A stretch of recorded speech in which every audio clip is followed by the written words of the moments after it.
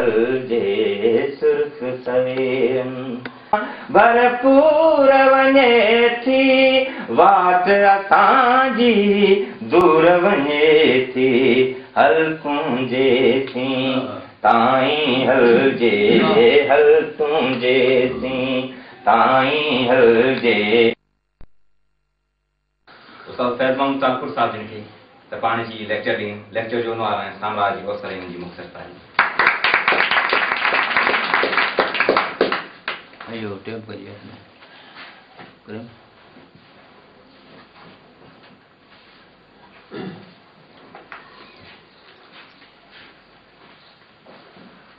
जागो जाड़े जा सम्मा सुखम सुमो पचो आ पारिया लाखों टोलो नु करे।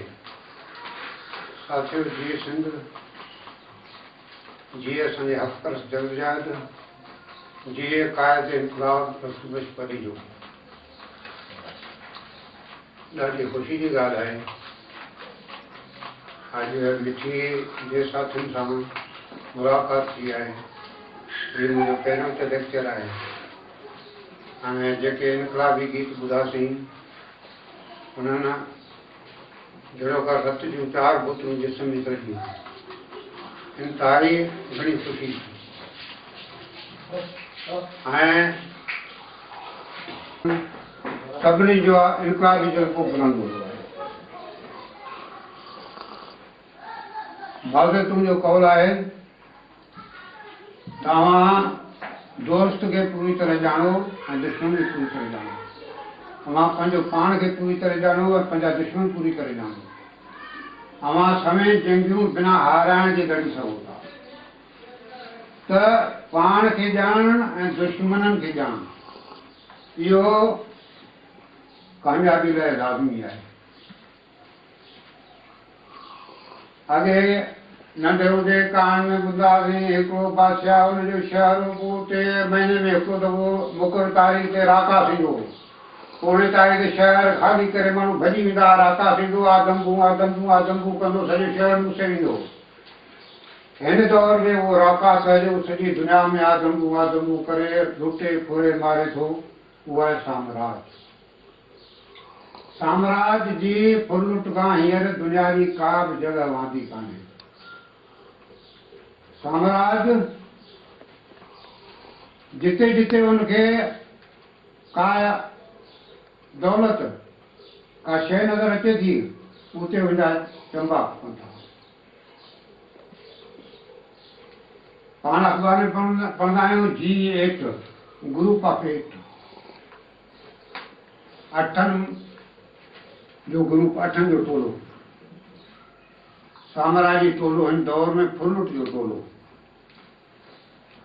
जंहिंमें अमेरिका USA गॾियल अमेरिकी राष्ट्र कनाडा इहे 2 आहिनि। अमेरिका खंड जा मुल्क 3 जापान आहे। ऐं गोर्बाचोव जी सदारत खां पोइ जॾहिं जेलसिन सदर थियो रूस जो तो रूस बि शामिल थी वञे G8 में। इहे 8 मुल्क साम्राज्य मुल्क आहिनि। वॾियूं ताक़तूं आहिनि। इन जो पाण में गठजोड़ थींदी आहे। इन्हनि जो पाण में गॾिजाणियूं थींदियूं आहिनि। उहा प्लानिंगूं ठाहींदा आहिनि त कीअं दुनिया खे लुटिजे। इन्हनि 8 मुल्कनि जूं या ॿिया जेके बि सरमाएदार मुल्क आहिनि उन्हनि जूं हुकूमतूं हक़ीक़त में उते जेके पार्टियूं आहिनि सियासी पार्टियूं उन जे पुठियां हथ हूंदो आहे सरमाएदार तबिके जो दौलतमंद तबिके जो। सियासी पार्टियूं उन्हनि जूं मुहाफ़िज़ आहिनि उन्हनि जी हिफ़ाज़त कंदड़ आहिनि उन्हनि जो बचाव कंदड़ आहिनि। हिन जी तारीख़ पाण थोरो पोइ ते हली ऐं अॼु ॾींहुं ताईं हिन तारीख़ ठाहे वठंदासीं। पंहिंजो हीउ जेको सबक़ु आहे सो इन ई फुलुट जे निज़ाम जी तारीख़ जो सबक़ु आहे। तारीख़ पाण पढ़ूं था त हमेशह ॾाढियूं क़ौमूं ताक़तवर क़ौमूं मज़लूम कमज़ोर क़ौमनि ते हमला कंदियूं रहियूं आहिनि। उन्हनि जी दौलत फुरिंदियूं लुटिंदियूं रहियूं आहिनि। समय साल खां वठी सिंधी में हिकिड़ो पहाको आहे, सिंधड़ी तोखे जॾहिं कॾहिं कंधार हूंदो को। कंधार जो अफगानिस्तान जो शहर आहे। उतां पठान फ़ौजूं ठाहे हमिलो कंदा, हिते फुलुट कंदा, जंहिंजो आख़िरी फुलुट जो इहो हमिलो मदद ख़ान पठान सिंध ते हमिलो कयो। कलोड़नि जो आख़िरी दौर हो, कलोड़नि जी हुकूमत ख़तमु थी, मीरनि जो दौर। उनखां पोइ शाह शुजा आयो, उन बि सिंध जा हाकिम उन्हनि जा बाज गुज़ार हुआ। उन्हनि खे हर साल मुकुर रक़म ॾेई ईंदा हुआ, महिरबानी करे पैसा वठो, असांजे मुल्क खे तबाह न अची करियो। इहो जेको नमूनो सॼी दुनिया में रहियो आहे। ताक़तवर कमज़ोरनि ते हमला कंदा, उनखे फुरींदा लुटींदा रहिया आहिनि हिन दौर ताईं। सिकंदर आज़म मक़दूनी यूनान जो बादशाह हो। असुल मक़दूनिया जो यूनान में तॾहिं नंढड़ियूं शहरी रियासतूं हूंदियूं हुयूं, 200 खां वधीक रियासतूं। उहो हर हिकु रियासत हिकिड़ो मुल्क हो। जीअं मिठी जो शहर आहे, ॾीपरी जो शहर आहे, छाछर जो शहर आहे, नंगर आहे, इस्लामकोट आहे। इहा हर हिकु हिकिड़ी हुकूमत आहे, रियासत आहे। हिन जे पंहिंजे जॻह आहे, उते जमहूरी निज़ाम आहे। यूनान जूं जमहूरियतूं ईअं हुयूं। एथेंस जी जमहूरियत तमामु मशहूरु जमहूरियत आहे। ऐं अहिड़े नमूने ॿियूं स्पार्टा हुई, थेबेस हुई, अहिड़ियूं जमहूरियतूं हुयूं। पोइ मक़दूनिया में फिलिप हिकिड़ो बादशाह थियो, जंहिं पहिरीं मक़दूनिया सॼे ते कब्ज़ो कयो। पोइ यूनान जे सभिनी जमहूरियतुनि ते हमला करे उनखे पंहिंजो ग़ुलाम बनाए सॼी यूनानी हुकूमत ठाही, पंहिंजी ताक़तवर फ़ौज ठाही। सिकंदर आज़म उनजो पुटु हो। उन वक़्तु ईरान ऐं यूनान जे विच में जंगियूं हलंदियूं हुयूं। सिकंदर आज़म उतां फ़ौज ठाहे ऐं शाम, फ़लस्तीन, मिस्र इहा इलाइक़ा फ़तेह करे, ईरान फ़तेह करे, अफ़गानिस्तान फ़तेह करे, सिंध में अची पहुतो, पंजाब फ़तेह कयईं। त ताक़तवर क़ौमूं कमज़ोर क़ौमुनि खे हमेशह लुटींदियूं रहियूं आहिनि। इहो तारीख़ जो सबक़ु आहे। डार्विन हिकिड़ो साइंसदान अॻी सदी में थियो, उन इर्तिक़ा जो नज़रियो, उन ते तहक़ीक़ात कई। उन जो उसूल सर्वाइवल ऑफ द फिटेस्ट। सभिनी खां जेको वधीक सलाहियतनि में आहे उहो ज़िंदा रहे थो, कमज़ोर चिपजी चिबारजी मारिजी वञनि था। सर्वाइवल ऑफ द फिटेस्ट तारीख़ में नज़र अचे थो। जदली बादियत जो उसूल आहे उबतड़नि जो एको छिकताण। इहा जेका छिकताण आहे, जंग, इंसानी तारीख़ में इहा जंग जेका आहे बुनियादी अमल रहियो आहे। साम्राज हिन दौर जी उहा ताक़त आहे जेका मज़लूम क़ौमुनि खे ग़ुलाम बनाए थी। इहो साम्राज्य जेको हींअर अमेरिकी साम्राज्य आहे, G8 जा जेके मुल्क मूं ॿुधाया, इन जी जेका जदीद दौर जी शुरूआत आहे सा यूरोप खां थी आहे। यूरोप ऐं एशिया इहे ॿ खंड आहिनि जिन जे विच में यूराल जबल जेको रूस मां लॻे थो, उहो यूराल जबल हद आहे। यूराल खां ओलह पासे यूरोप आहे, ओभर पासे एशिया आहे। एशिया में रूस जो 12 आना हिसो 75% अची थो वञे। चीन, हिंदुस्तान, पाकिस्तान, अफ़गानिस्तान, अरब मुल्क, मिस्र ऐं लिबिया ऐं अलजाइर ऐं मोराको खां सवाइ अरब मुल्क सभु, ऐं ॾूर ओभर जा मुल्क, ईरान, इहे सभु एशिया खंड में अची था वञनि। यूरोप खंड में ओलह यूरोप जा मुल्क आहिनि। इंग्लैंड आहे, France, Germany, Belgium, Holland, Sweden, Norway, Denmark, Spain, Italy, Switzerland, Austria, ओलह यूरोप जा मुल्क।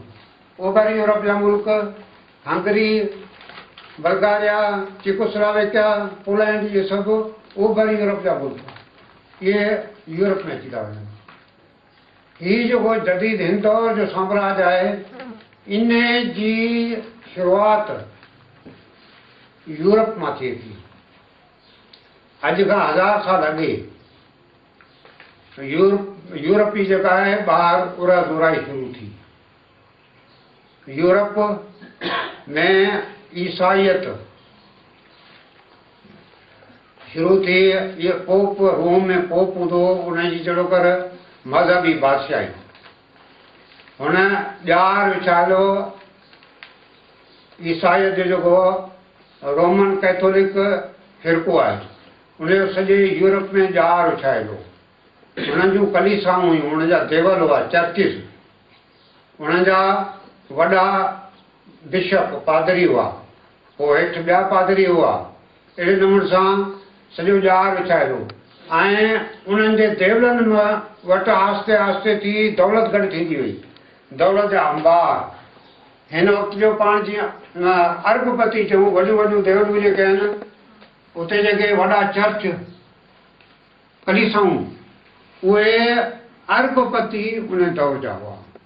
ऐं उन्हनि सभिनी जे मथां पोप जेको रोम में वेटिकन सिटी आहे, वेटिकन सिटी आउं सम्झां थो मीर पुखार जे बाद जेतिरी बि कोन थींदी, पर उहा अक़वाम मुतहदा जो मेंबर आहे, हिकिड़ो मुल्क जी हैसियत आहे उन वेटिकन जी। उनजो बादशाह पोप आहे हींअर। पोप जेको रोमन कैथोलिक फ़िरक़ो आहे जंहिंजी आदमशुमारी दुनिया में 1 अरब खां मथे आहे, उनजो सरबराह आहे पोप। उहो वेटिकन सिटी जो बादशाह आहे। उहो अक़वाम मुतहदा जी वेटिकन सिटी मेंबर आहे। उहो बादशाह जेका आहे उनजी बादशाहत तक़रीबन 1500 साल पुराणी आहे। हिकिड़ो पोप मरी थो वञे, वरी पोप जे हेठि 70 कार्डिनल हूंदा आहिनि, उहे गॾिजी मीटिंग करे ॿियो पोप चूंडींदा आहिनि। उहा मोरूसी बादशाहत कान्हे, पर उन मां जेको आहे कार्डिनल चूंडे नओं पोप विहारींदा आहिनि। इहो जेको आहे पापाईयत रोम पोप, इन्हनि जो इक़्तिदार क़ाइमु थियो। हुननि जी लातीनी ॿोली सॼे यूरोप में उहा पकड़ी। यूरोपियन जी जेका अल्फ़ाबेट आहे अलफ़बे, उहा सॼी इहा लातीनी ॿोली, रोमन अल्फ़ाबेट हुनखे चइबो आहे। उहा रोमी पापाईयत जे करे हिकिड़ो यूरोप में इतिहाद पैदा थियो। हुन वटि साॻी अल्फ़ाबेट सॼे यूरोप में। ऐं सॼो यूरोप जहिड़ो कर पोप जे कंट्रोल में हूंदो। उते बादशाहतूं हुयूं, नवाब हुआ, उन जूं पंहिंजूं हुकूमतूं हुयूं, पर अवाम ते कंट्रोल मज़हब जे रिश्ते सां पोप जो हो। हिकिड़े नमूने जो टकर घुरियो। जेके नवाब हुआ उन्हनि ऐं उते जेके मक़ामी बिशप ऐं पादरी हुआ उन्हनि में रसाकशी हिकिड़ा लाज़मी अमर हो, हुन में उहा रसाकशी शुरू थी। पोइ हिकिड़ो नओं दौरु आयो। नओं दौरु आयो, मुस्लमाननि ऐं ईसाइनि जे विच में टकर शुरू थिया, सलीबी जंगियूं लॻियूं। मुस्लमाननि उन्हनि खां अॻु में स्पेन फतेह कयो, जेको ईसाइनि जो मुल्क हो। उते मुस्लमान तक़रीबन 700 साल हुकूमत कई स्पेन ते। ऐं फ़लस्तीन मुस्लमान फतेह कयो, जेको ईसाइनि जो पहिरियों दीनी मर्कज़, जिते हज़रत ईसा ज़िंदगी गुज़ारी। उहो हिकिड़ो वॾो धचको पोप ऐं ईसाई सॼी खे लॻो त मुस्लमाननि ऐं ईसाइनि जे विच में टकर शुरू थियो, सलीबी जंगूं, जेके तक़रीबन 200 सालनि ताईं हलंदियूं रहियूं। उहे 8 सलीबी जंगियूं। यूरोप जा बादशाह पोप उन्हनि खे सॾु ॾींदो, आवाम सॼो यूरोप जो फ़ौजूं ठाहे लखनि जे तादाद में फ़लस्तीन खे मुस्लमान खां फुरण लाइ हमिलो कंदा। इहो सलीबी जंगियुनि जो सिलसिलो।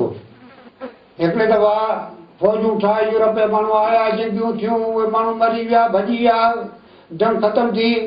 वरी पोइ ॿियूं फ़ौजूं ठाहे वरी हमिलो कयनि। इहो सिलसिलो हलंदो रहियो। आख़िरी जेका आहे सलीबी जंग सलाहुद्दीन अयूबी हिकिड़ो मुस्लमाननि जो बादशाह उन जे वक़्त में लॻी। पोपनि ऐं पादरियुनि यूरोप वारनि खे इहो ॿुधायो त तमामु हिकिड़ा जाहिल माण्हू आहिनि जिन कब्ज़ो कयो आहे फ़लस्तीन ते, काफ़र आहिनि ऐं तमामु जाहिल जंगली माण्हू आहिनि। जॾहिं यूरोप जूं फ़ौजूं हिते ईंदियूं हुयूं, उन्हनि के पढ़ियल माण्हू हुआ, उहे ॾिसंदा हिते जी तहज़ीब, स्पेन मुस्लमाननि स्पेन में मुसलमाननि जी तहज़ीब, पोइ सॼे फ़लस्तीन इहो इलाइक़ो मुसलमाननि जी तहज़ीब। त उन्हनि फ़ौजनि में जेके सोचींदड़ माण्हू हुआ, उन्हनि ॾिठो त हीअ पादरियुनि असांखे ग़लति ॿुधायो त हे जंगली माण्हू आहिनि, वहशी माण्हू आहिनि। गाज़ी सलाहुद्दीन जो रवैयो तमामु हिकिड़ो बुर्दबाना रवैयो हो। गाज़ी सलाहुद्दीन रिचर्ड बादशाह हो, अंग्रेज़नि जो बादशाह, उहो उन फ़ौज सां आयो। ॿिया बि यूरोपीय मुल्क जा बादशाह आया हुआ। गाज़ी सलाहुद्दीन जो उन्हनि सां तमामु सुठो रवैयो हो।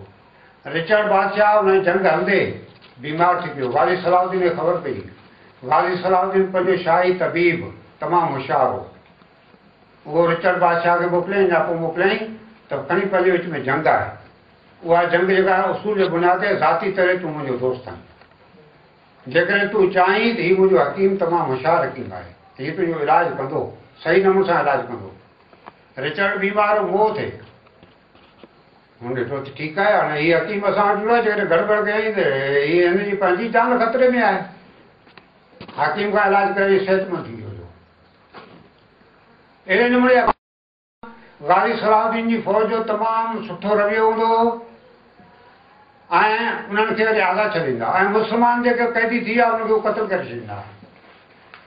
जेके सोचींदड़ ज़हन हुआ उन्हनि ॾिठो त हीअ त असां खां वधीक सुधियल माण्हू आहिनि।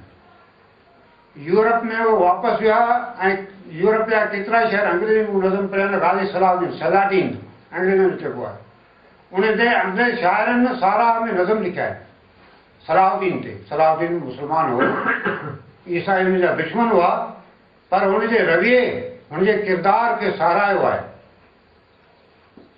ऐं शाइरनि शाइरी कई आहे त जेको पोप ऐं ईसाई पादरियुनि उते तासुर ॾिनो यूरोप में त जाहिल क़ौम आहे, तमामु हिकिड़ी ज़ालिम क़ौम आहे जिन फ़लस्तीन ते कब्ज़ो कयो आहे, उन्हनि जी ॻाल्हि कूड़ी साबित थी। तंहिंखां पोइ स्पेन में गरनाता मुस्लमान जो हिकिड़ो शहर हो, गादी जो हूंदो आहे। पुर्तबा मुस्लमान जी गादी, ॿियो शोर स्पेन जो, उते मुस्लमान जी गादी हुई। इन में वॾियूं यूनिवर्सिटियूं हुयूं। उन वक़्त जा मुस्लमान हींअर जे मुस्लमान वांगुरु कोन हुआ। उन दौर जा मुस्लमान पंहिंजे वक़्ती लिहाज़ खां वॾा साइंसदान हुआ। उन्हनि जी नज़र तमामु वसी हुई। अॼुकल्ह जे मुलाउनि ऐं पीरनि वांगुरु तंग नज़र कोन हुआ, वसी नज़र हुआ। उन्हनि जूं यूनिवर्सिटियूं हुयूं जिते साइंसदान हुआ। यूरोप तॾहिं जहालत जे दौर में हो।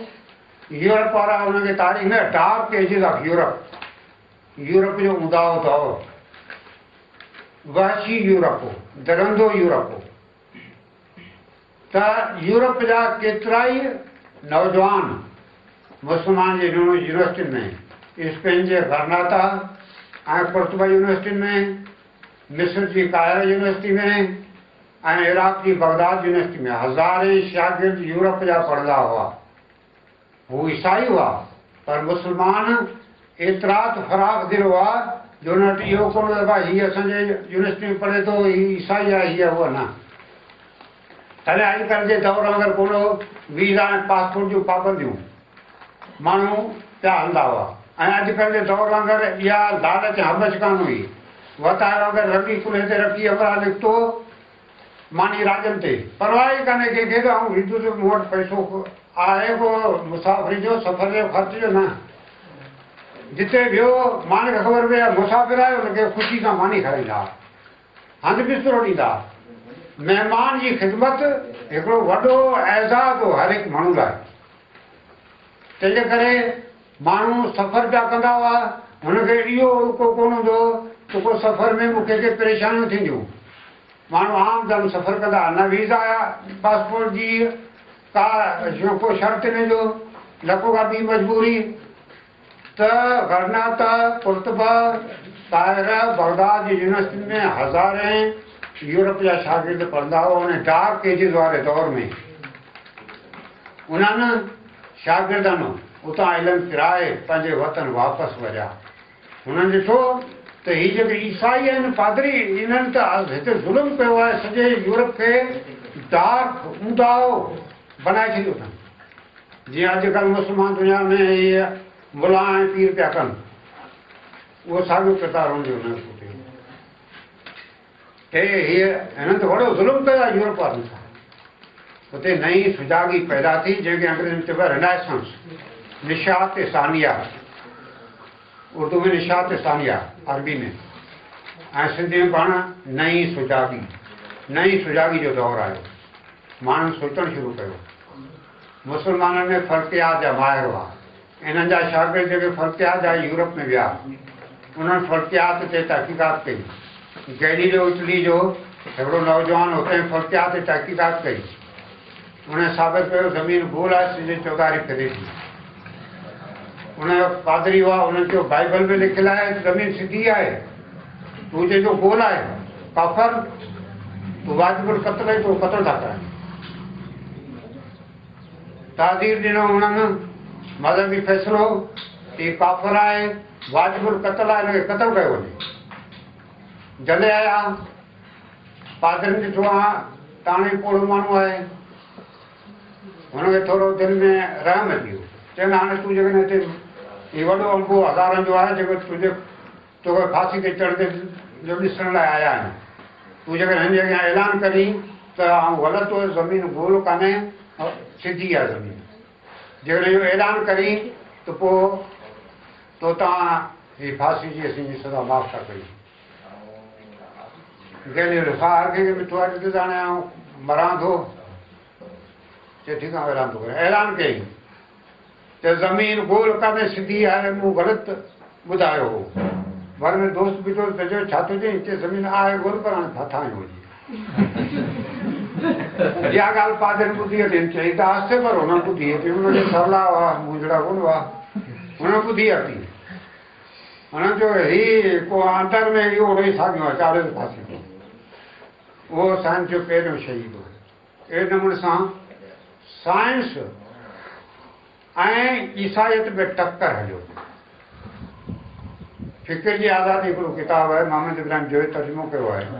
उन किताब में उन वक़्तु जेको हालत थींदी, हिकिड़ो नौजवान हो जंहिं आज़ादु सोच रखी पादरियुनि जे ख़िलाफ़, उनखे जले ऐं हिकिड़ो थंबो वॾो हुन सां ॿधी उनखे सल्फर जी पोशाक पाराए उनखे तीली ॾिननि। हुन वीचारे सां हुन रड़ियूं वॾियूं कयूं, हू ॿधो पियो थंबे सां, सड़ी सॼो छार थी वियो। इहे ज़ुल्म जेके ते तॾहिं यूरोप में हज़ारे माण्हुनि खे इहे मौत जूं सज़ाऊं हर सदी में मिलियूं आहिनि। हज़ारे माण्हुनि खे अहिड़े नमूने सां बेदर्दी सां मौत। त हिकिड़ो नओं दौरु रिनाइसेंस में शुरू थियो, पादरियुनि ऐं साइंसदाननि ऐं नई सोच वारनि जे विच में टक्कर जो दौरु। उन दौर में जेके पादरियुनि में के त वरी इंसानियत बि किन माण्हुनि में, हुनमें हिकिड़ो मार्टिन लूथर हो जर्मनी जो। उन जर्मनी में पादरियुनि जे उन तर्जुमो कयो, जर्मनी ॿोली में बाइबल जो तर्जुमो कयोसि। बाइबल जो तर्जुमो जर्मनी ॿोली में, जंहिंमें ॿुधायसि लातिनी ॿोली में हुअसि बाइबल। हुन ॿुधायो त हीअ जेको बाइबल पाण खे जेको ॿुधाईंदा रहिया आहिनि पादरी, उहा हिकिड़ी ॻाल्हि आहे, बाइबल में ॿी ॻाल्हि आहे। हीअ लातिनी ॿोली में मूं जर्मनी में तर्जुमो कयो आहे, अवां पाण पढ़ी ॾिसो त हिननि पाण खे छा चयो आहे, हीअ बाइबल में छा आहे। माण्हुनि पढ़ियो, माण्हुनि में जर्मनी जे माण्हुनि में हिकिड़ी नई सुजागी मज़हबी लिहाज़ खां भाई पादरियुनि खां मुतनफ़र थिया, हिकिड़ो नओं फ़िरक़ो ठहियो। हुनजो हीअ पादरी जेके आहिनि सभिनी जो रोमन कैथोलिक में पोप सां वास्तो आहे, इहे ग़लति आहिनि। ऐं हिकिड़ो नओं फ़िरक़ो ठहियो जंहिंखे प्रोटेस्टेंट फ़िरक़ो चइजे थो। हींअर बि ईसाइयत जा जेके आहिनि वॾा ॿ फ़िरक़ा, रोमन कैथोलिक ऐं प्रोटेस्टेंट। त जर्मनी में मार्टिन लूथर जे जदोजहद खां पोइ प्रोटेस्टेंट फ़िरक़ो शुरू थियो। उन हथ जीअं त पादरियुनि वटि तमामु वॾी दौलत हुई, ॿिए पासे नवाब बादशाह जेके हुआ उन्हनि जो हिकिड़े नमूने सां पादरियुनि सां टक्कर हलंदड़ हो। उन्हनि नई सुजागी वारनि माण्हुनि साइंसदाननि जो साथ ॾिनो, उन वक़्तु जे हुक्मराननि साथ ॾिनो नई सुजागी ऐं साइंसदाननि जो। इन्हनि जे साथ सां पादरी जेके आहिनि शिकस्त कई आहे, उहो चुप थी विया। पोइ हुननि जा जेका आहिनि चप सिबिजी विया, ख़ामोश रहिया। पोइ बाबा साइंसदाननि जो पंहिंजो हिकिड़ी फिक्री आज़ादी हासिल करे वरिती। जिते जिते प्रोटेस्टेंट मज़हब उभरियो, मां में नई सुजागी आई, उते पादरियुनि जा चप सिपकी विया। उन ई दौर में बर्तानिया इंग्लैंड, उन जो हिकिड़ो बादशाह हो हेनरी सतों। उन वफ़ात कई। ही 1455 जी ॻाल्हि आहे, 1455 ईस्वी। उन वफ़ात कई। उन खां पोइ हुनजो पुटु हेनरी अठों बादशाह थियो। हेनरी अठों बाग़ी क़िस्म जो नौजवान जोशीलो माण्हू हो। उन जी शादी स्पेन जे बादशाह जी भेण सां थियल हुई। वो अयाश माण्हू, हेनरी अठों अयाश माण्हू। कुझु वक़्त खां पोइ हुन ॾिठो त हाणे हीअ राणी आहे, वरी हिकिड़ी ॿी छोकिरी सां शादी कई।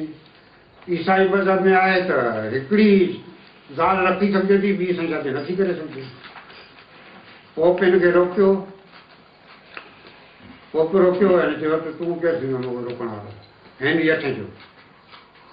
उन वक़्तु वॾो पादरी जेको इंग्लैंड जो हो, बिशप ऑफ कैंटरबरी, उन बिशप ऑफ कैंटरबरी खे हेनरी अठें घुरायो त हाणे पोप सां पंहिंजो वास्तो कोन्हे। पंहिंजो जेको आहे हीअ चर्च ऑफ इंग्लैंड अलॻि आहे, तूं हिते जो सरबराह आहीं, पोप सां वास्ता पंहिंजा सभु टुटा, तूं तोड़। छा थो चईं? बिशप ऑफ कैंटरबरी उहो अॻे ई हुनखे कुझु पोप सां नाराज़गियूं हुयूं। उन जो अव्हां जो थी हुकुम त बसि हाणे तूं बिशप ऑफ कैंटरबरी सॼे जेको आहे इंग्लैंड जे सभिनी टेबलनि जो तूं अॻुवान आहीं, ऐं पोप ग़लति आहे, उन सां वास्तो पंहिंजो टुटो। पाण प्रोटेस्टेंट आहियूं। प्रोटेस्टेंट माना प्रोटेस्ट कंदड़, एहतजाज कंदड़। प्रोटेस्ट अंग्रेजी लफ़्ज़ आहे एहतजाज। पाण प्रोटेस्टेंट आहियूं, एहतजाजी आहियूं, पंहिंजो पोप सां वास्तो टुटो। त इंग्लैंड मां रोमन कैथोलिक जा तॾा पटिजी विया। जर्मनी खां पोइ इंग्लैंड, पोइ यूरोप जे ॿियनि मुल्कनि में। अहिड़े नमूने सां रोमन कैथोलिक जंहिं पहिरीं सॼे यूरोप खे मिलायो हो, सॼे यूरोप जी हिकिड़ी सोच ठही हुई, उनमें विच में ॾार पवंदड़ आहे। उनमें प्रोटेस्टेंट मज़हब जी शुरूआत थी। उन वक़्तु स्पेन दुनिया जी वॾी बहरी ताक़त हुई, सामूंडी फ़ौज। स्पेन जो आरमार फ़ौजी जेके जहाज़ हूंदा आहिनि, उन्हनि जो यको जहाज़नि जूं फ़ौजूं हुनखे आरमार चइबो आहे सिंधी में। उहो जेको स्पेन जो आरमार दुनिया जो सभिनी खां ताक़तवर आरमार हो। ऐं इंग्लैंड ॿिए टाइप हो। इंग्लैंड, स्कॉटलैंड, आयरलैंड, बर्तानिया जेके टिनी खे मिलाए चइबो आहे, इहो बर्तानिया ॿिए टाइप। फ्रांस खे वेझो आहे। फ्रांस ऐं बर्तानिया में विच में 11 माइल जो फ़ासिलो समुंड आहे, जंहिंखे इंग्लिश चैनल चइबो आहे। इंग्लिश ॿिची धरती। हिन पासे ॿियो एटलांटिक वॾो समुंड आहे। उत्तर तरफ़ नॉर्थ सी, उत्तर वॾो समुंड आहे। त बर्तानिया हिकिड़ो ॿिए टाइप आहे। बर्तानिया जो को बि शहर ॻोठ 70 माइल समुंड खां परे कोन्हे। जेकॾहिं हितां 70 माइलनि खां वधीक समुंड थी वियो, वरी हिन पासे 70 माइल खां घटि थी वेंदो। त बर्तानिया जे चौधारी जेको किनारो आहे, हज़ारे सालनि खां वठी उन किनारे ते मच्छी मारण वारनि, बीरबलनि, मुआवननि जा ॻोठ हूंदा, जिन जो धंधो हूंदो मच्छी मारे पंहिंजो गुज़र सफ़र करणु। उहे बुनियादी तरह सुठा जहाज़रान, ॿेड़ियूं, पाणी, समुंड, उन्हनि जो वास्तो हुओ। त बर्तानिया चौधारी समुंड। उन्हनि जे करे हेनरी अठें जो मूं पोप सां बग़ावत कई आहे, ऐं स्पेन जे बादशाह खे नाराज़ कयो आहे, छाकाणि हुनजी भेण छॾे वरी पोइ ॿी सां शादी कई आहे।